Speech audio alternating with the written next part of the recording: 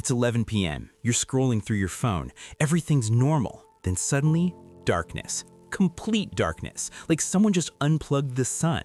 Your first instinct? Panic. Your second instinct? Check if your Wi-Fi is still working. Spoiler alert, it's not. Nothing works. You're basically living in the 1800s now, except you have a smartphone that's about to die and zero survival skills.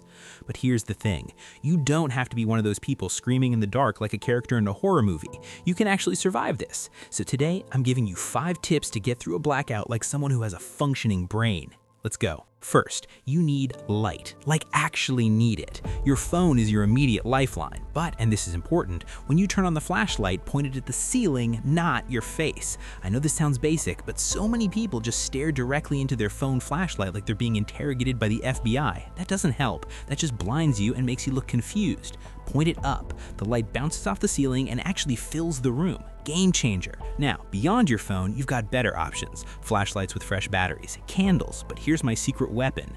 Glow sticks from the dollar store. Seriously, $2. They don't produce heat, so they won't burn your apartment down. They last for hours, and honestly, they make a blackout feel less like a disaster and more like a weird party where the DJ is the power company and the music is complete silence. The only downside, you can't Instagram it because your phone's at 12% battery and there's no charger working. Tragic. But keep this in mind, flashlights die, batteries run out. So right now, today, go find your spare flashlights and batteries and put them somewhere you'll actually remember. Not in that junk drawer where you keep mysteriously cables, old earbuds that don't work, and 17 bottle caps from things you don't even own anymore.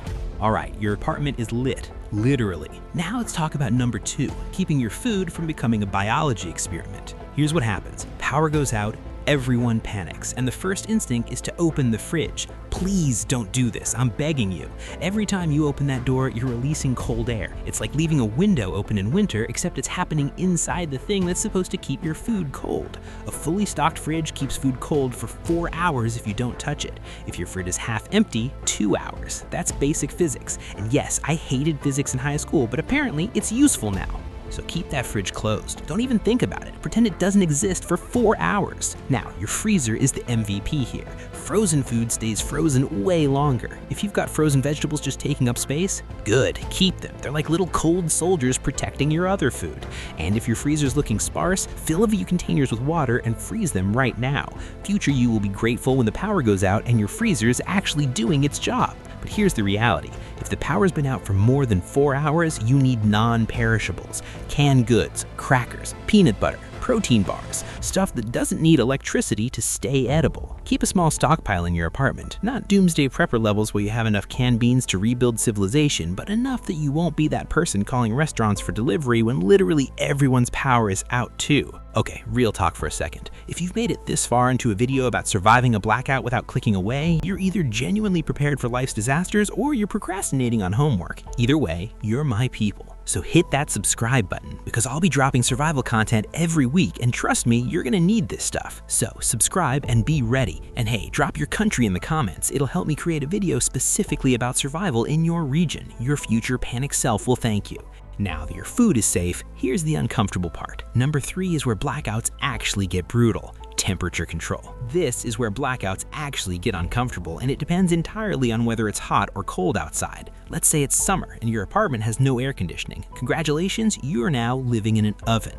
If it's hot, close your blinds and curtains during the day. Sunlight is literally heat energy. Your windows are basically tiny heat doors. Close them. Don't let the heat in. Number 2, open windows on opposite sides of your apartment. This creates cross ventilation, basically a natural air conditioning system that people figured out centuries ago before we all got lazy and invented electricity. Number 3, stay hydrated. Drink water like your life depends on it, because your comfort absolutely depends on it. Find the coolest parts of your apartment, basements, lower floors, that random closet with no windows. I'm not saying live in a closet for 12 hours, but I'm also not saying it's the worst idea you've ever had. Now, if it's winter and your heat's gone, your apartment is now a freezer where you sleep. Layer up, multiple sweaters, blankets, another sweater, question your life choices, gather everyone in one room, your roommate, your partner, your cat that you aren't even sure likes you but suddenly you're friends. Use body heat. Yes, it's weird. Yes, it works. Keep one room closed off and make that your survival zone. The The cold doesn't stand a chance against a bunch of people in blankets crammed into one space. You're warm or cool, you're surviving, but here's what nobody thinks about during a blackout. Number 4 is all about communication, and your phone is your lifeline. The problem is, it's probably at 15% battery because you've been stress scrolling for an hour. Enable low power mode. Immediately, right now, don't wait. This isn't optional. Low power mode is like putting your phone on a diet. It limits everything. No background apps, reduced performance, dimmed screen, but your battery will last for hours.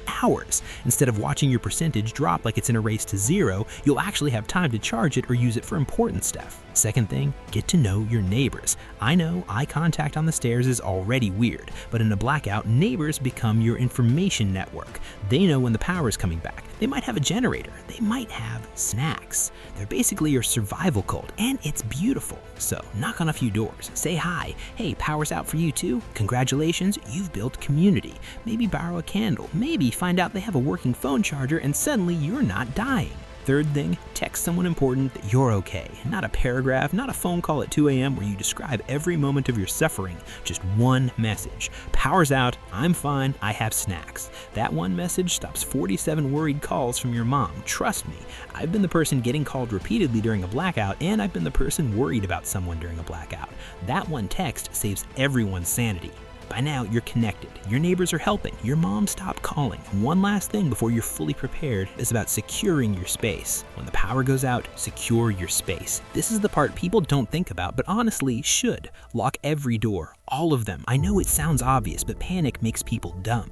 You're running around looking for flashlights and completely forget that you left the front door unlocked. Don't be that person. Second, close your blinds and curtains when it's dark outside. An empty, dark apartment looks like an easy target, but a lit apartment with closed curtains, that looks occupied, intentional, protected. So, keep those glow sticks glowing inside with your blinds drawn. Looks good from the outside, looks like someone's home. Third, don't leave notes on your door. I know it seems helpful, back in an hour or gone to find power, but you've just told everyone your apartment's now empty. Congratulations, you've made yourself vulnerable. If you leave, bring the note with you. Fourth, keep important documents and valuables in one spot. Not saying you need to pack your life like you're fleeing the country, but know what your stuff is. Important documents, valuables, that weird foreign coin collection. Somewhere you can grab it quickly if needed. Here's the psychological part. When you know you're secure, you stay calm, and calm thinking means better decisions. Security isn't complicated, it's just common sense wrapped in anxiety management. Act like you got this, because honestly, soon you will. Lock it down, close those blinds, know where your stuff is. You've got the 5 fundamentals covered: lighting, food, temperature, communication, security. Master them and you'll actually survive a blackout without losing your mind or your apartment. Like this video if it helped, subscribe if you want more survival guides like this one. Thanks for watching, stay safe, and I'll see you next time.